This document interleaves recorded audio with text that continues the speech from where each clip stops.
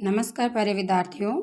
जैसा कि आपको पता है हमारे चैनल पे हमने शुद्ध अशुद्ध शब्द टॉपिक चला रखा है हिंदी व्याकरण में। जिस पुस्तक का यहाँ वाचन चल रहा है यह डॉक्टर के.आर. मैया सर की पुस्तक है, जो एक प्रोफेसर हैं और इंडिया में सबसे ज़्यादा बिकने वाली हिंदी व्याकरणमाला नाम से पुस्तक है और प्रमाणित पुस्तक मानी जाती है। और यहाँ हमने शुद्ध अशुद्ध शब्द टॉपिक चला रखा है, सिर्फ वाचन, ताकि सही कंटेंट आप तक पहुँच सके। और आपको वीडियो कैसा लग रहा है कमेंट बॉक्स में जाके कमेंट करना। अगर पसंद आ रहा है तो अपने दोस्तों के साथ शेयर करना। चलो आज अभी आगे पढ़ते हैं। यहाँ तक पढ़ लिया था हमने। यहाँ तक आज हमारा टॉपिक है दो महाप्राण व्यंजनों का प्रयोग किस शब्द में एक साथ नहीं करना चाहिए। ठीक है, कौन कौन सी शब्द हैं जहाँ दो महाप्राण एक साथ नहीं करने चाहिए, जैसे इकट्ठा और मुट्ठी। इनमें जो ठेठ है देर का महाप्राण, ये एक साथ है, ये गलत है। आदि शब्दों में दो महाप्राण व्यंजनों का प्रयोग एक साथ किया गया है, अतः ये दोनों ही शब्द अशुद्ध है। इन शब्दों का शुद्ध रूप इकट्ठा ट और ठ आएगा। ठीक है, मुट्ठी ट और ठ आएगी। तो आप ऐसे याद कर लेना कि ट के बाद में ठ आता है। ठीक है, तो अलग प्राण आ सकता है दो एक साथ, लेकिन महाप्राण दो एक साथ नहीं आएगा। इस प्रकार से संयुक्त वर्ण वाले शब्दों में पहला वर्ण अलग प्राण, दूसरा वर्ण महाप्राण होता है। जैसे चिट्ठी, मट्ठा। बोलने में ऐसे लग रहा है कि दोनों सेम ही है, महाप्राण बोले, लेकिन यहाँ अलग और महा दोनों चल रहा है। गड्ढा और लट्ठा, बुड्ढा, बुड्ढी, ये शब्द है। ठीक है, आदि शब्द है माने जाएंगे।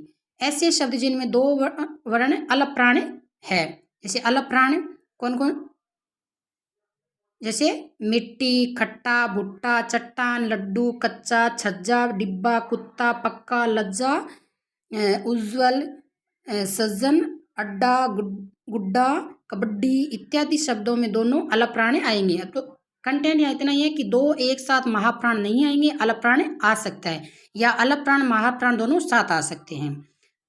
अब यहाँ है ड और ढ तथा अड़ और ढ, इन वर्णों से युक्त शब्द शुद्ध कौन कौन से हैं। हिंदी वर्णमाला में स्पर्श व्यंजनों में 5 वर्णों को निर्धारण किया गया, जैसे क वर्ग, च वर्ग, ट वर्ग, त वर्ग और प वर्ग। इन सभी वर्णों में 5-5 वर्ण होते हैं, किंतु हिंदी भाषा में वर्ण विकास क्रम में ट वर्ग के साथ अड़ और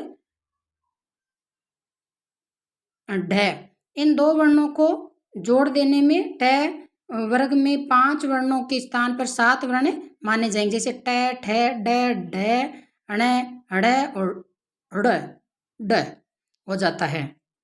देखो ये कभी बोलते नहीं है तो ऐसे एक साथ नहीं में बोला जाता, जैसे पढ़ना, ड बोलते हैं ना, पढ़ना, इसमें ये आता है पढ़ना।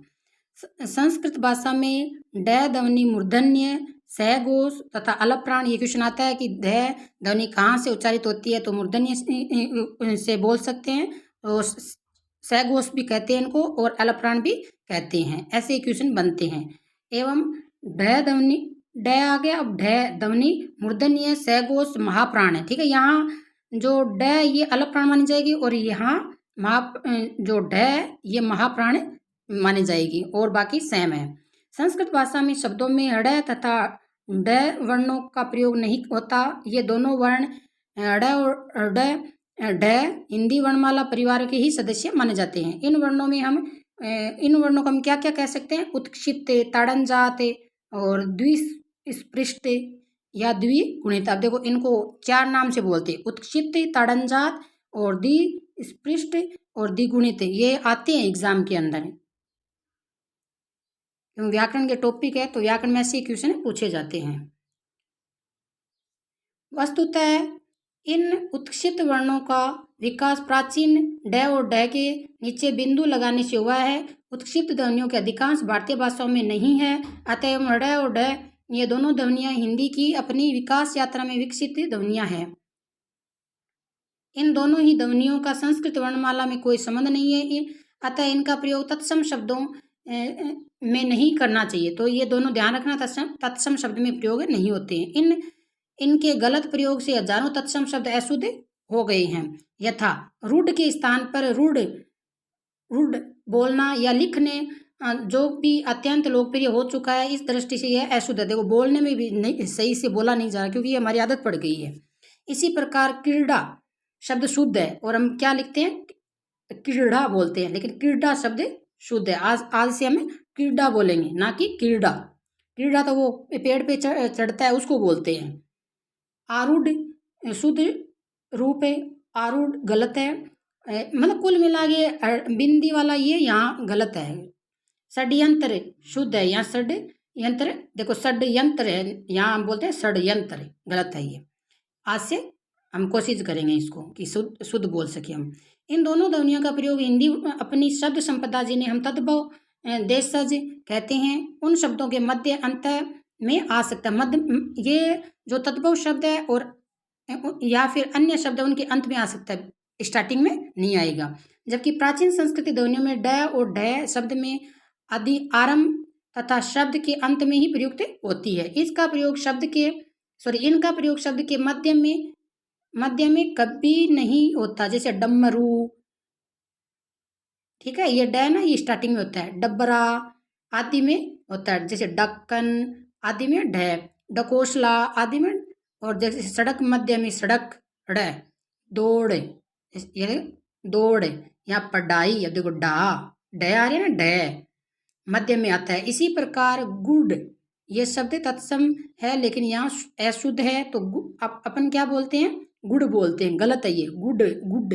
जैसे इंग्लिश वाला ना, जैसे GOOD बोलते हैं ना, वो शब्द बोला जाता है यहाँ।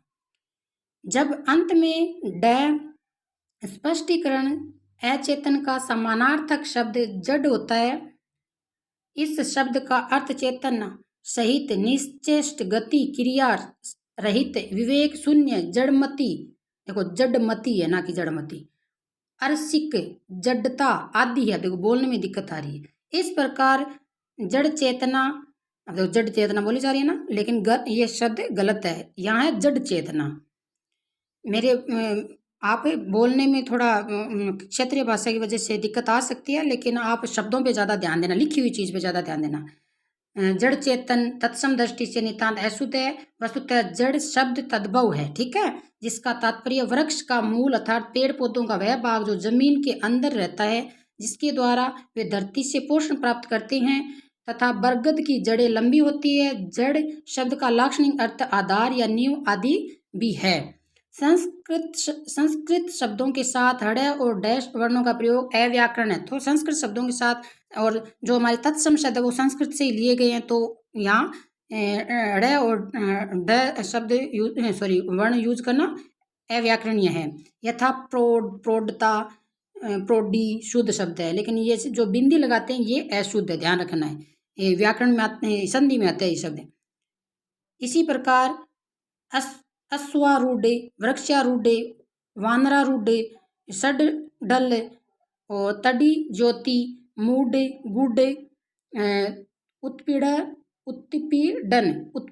देखो उत्पीड़न और उत्पीड़ित और दुख पीड़ित, दिग्मुख, पीड़ित, देखो पीड़ित ना कि पीड़ित, जड, ये इंग्लिश में ये है ना, जड बोलते हैं ना, वो वाला ये वैसे बोला जाएगा, उसमें जो आवाज़ आती है वही इसमें आएगी। जडता, जडमती, जाड्य, जाड्यता, गुडदानी, गुडदानी, काले मेघा पानी दे, उसमें आता है ये शब्द। कीड़ा, पीड़ा, देखो पीड़ा हम बोलते पीड़ा हो गई, उसको नहीं, पीड़ा नहीं होती है, वो पीड़ा होती है। योग रूढ़, ऊड, निष्पीड़ित, दृढ़, दृढ़ ऐसे बिंदी वगैरह आती है, लेकिन हम लिखते हैं, बिंदी लिखते हैं दृढ़ के नीचे। गरुड़, सड्डानंद इत्यादि शब्द शुद्ध माने जाएंगे। तो 2-4 बार आप सुनना और वाचन करना खुद से, आंखों के सामने से निकालना, तो ये शब्द हमेशा के लिए शुद्ध लिखेंगे हम। इन शब्दों में ड और ढ वर्णों का प्रयोग करना बिल्कुल वर्जित है। यदि इन उत्क्षिप्त ध्वनियों से रहित शब्दों को उत्क्षिप्त वर्णों के साथ लिखा जाए तो उन्हें तद्भव शब्दों की श्रेणी में ही माना जाना चाहिए। कीड़ा तत्सम शब्द है, लेकिन कीड़ा तद्भव शब्द है। देखो तद्भव अगर शब्दों में कहते हैं तो ऐसे आएगा, अगर मूल शब्द आ गया तो मूल है ये है, ठीक है। एग्जाम के अंदर मूल शब्द ज़्यादा पूछते हैं। पीड़ित, और तद्भव शब्द पीड़ित, मूड और मूड। ये देखो अब तो आपको पता ही चल गया कि इस प्रकार शब्द कौन से तत्सम है, कौन से तद्भव है, कौन सा कहाँ प्रयोग करना चाहिए। गुड, गुड, जड़, जड और जड़, जडमती और जड़मती। तो इस पे आप विशेष ध्यान देना। टाइम देखते हैं, चलो थोड़ा और पढ़ लेते हैं। हाँ, विशेष गुड़ ईख के रस से, ईख यानी गन्ना, रस से तैयार किए गए मिष्ठान खाद्यान्न के लिए शब्द प्रयुक्त है। परंतु हिंदी में इन शब्द के स्थान पर गुड़ शब्द प्रचलित है, क्योंकि बोलते ही यही है और गलत है ये। गुड़ ही सही है, ठीक है, गुड़ ही, गुड़ सही नहीं है, ध्यान रखना है। हाँ, गुड़ शब्द अगर तत्सम शब्द तद्भव शब्द पूछे तो एकदम सही है, आपत्ति नहीं है, परंतु तत्सम शब्द गुड़ ही होगा। यथा गुड़ दाना, गुड़ मिश्रित दाना, गुड़ दाना गलत है, यहाँ गुड़ दाना है, ठीक है। इसी प्रकार गुड़ ओदन, गुड़ ओदन, ठीक है, गुडोदन, ये संधि हो गई, यहाँ वर्दी संधि का उदाहरण है ये। गुडोदन शब्द गलत है। गुड्डा का धन ईस, गुड्डा केश, ये गुण संधि का उदाहरण है। गुड्डा का आ और ई मिल के ए बनता है, संधि आगे पढ़ेंगे हम। अर्जुन का विशेषण है, तो यहाँ विशेषण ही बताया जा रहा है कि गुड्डा केश किसको कहते हैं, अर्जुन को कहते हैं। मध्य तथा अंत में हृदय और अड़य और ढ वर्णयुक्त शब्द। अब देखो कौन से बिंदी वाले शब्द माने जाएंगे।